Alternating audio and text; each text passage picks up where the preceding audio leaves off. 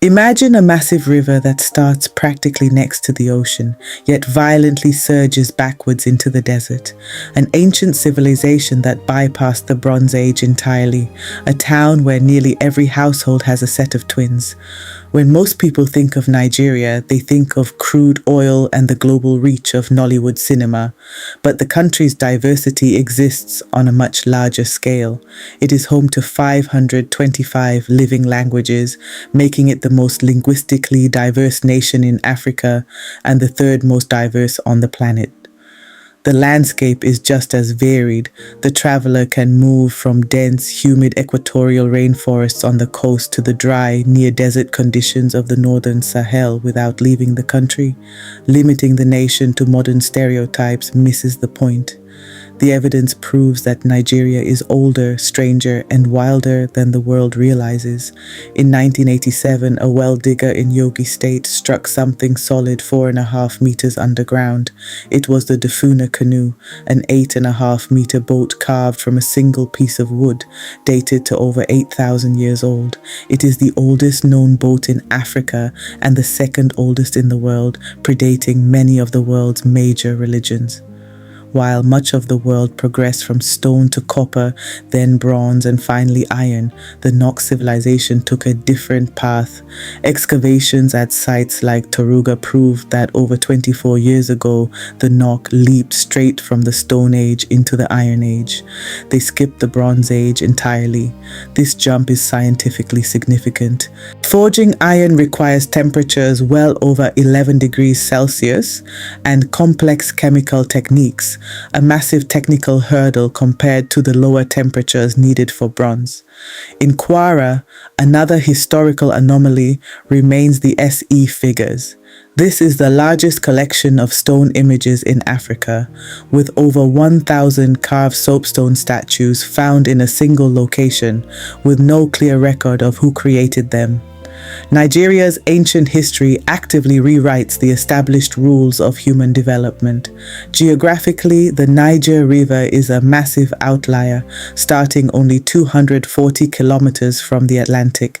Instead of taking the short route, it flows inland toward the Sahara, detouring thousands of kilometers before curving back down to the Nigerian coast. The country took its name from this river at its confluence with the Benue. Paradoxically, at the point they meet, the Benue is actually the wider river and carries more water to the east. The Cameroon volcanic line presents another puzzle. Volcanic chains typically age chronologically along their length, but here the ages of the volcanoes are completely scrambled. Biological anomalies appear in the town of Igbo-Ora, where the twin birth rate is between 45 and 50 sets for every 1,000 births. This is 4 times the global average. Despite studying genetics and local diets, scientists have yet to identify a definitive cause for why nearly every household in town has a set of twins. From its hydrology to its genetics, Nigeria's physical landscape produces results that frequently deviate from expected global patterns. Along the Nigeria-Cameroon border, a rugged forest serves as the final refuge for the rarest great apes on Earth. Only 250 to 300 cross-river gorillas remain in the wild. They share this habitat with a critically endangered chimpanzee subspecies that accounts for less than 5% of all chimps alive today. This intensity extends to the atmosphere as captured by NASA satellite data. Nigeria is one of the world's primary lightning hotspots, hit by up to 25 million strokes every year. Humans match this raw energy and events like the Agungu Festival, where 50,000 fishermen leap into the river simultaneously at the sound of a gunshot. On a modern scale, the Calabar Carnival has grown from a local initiative into Africa's largest street party, drawing over 1 million spectators to its 12-kilometer parade route. The energy of Nigeria's wilderness extends beyond its remote forests, feeling both the atmosphere and the culture. Nigeria is caught in a violent geological tug-of-war. Beginning with its southern coastline, the southern boundary is in constant flux. The land is naturally sinking under the weight of river sediment, while the rising Atlantic Ocean aggressively erodes the shore. In the far north, the 85-kilometer border with Chad reveals a different transformation.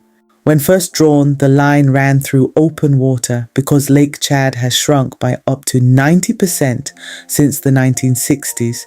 That international border now runs across dry land and swamp. Nigeria is a country in motion where climate change and geology are actively redrawing the nation's lines in real time.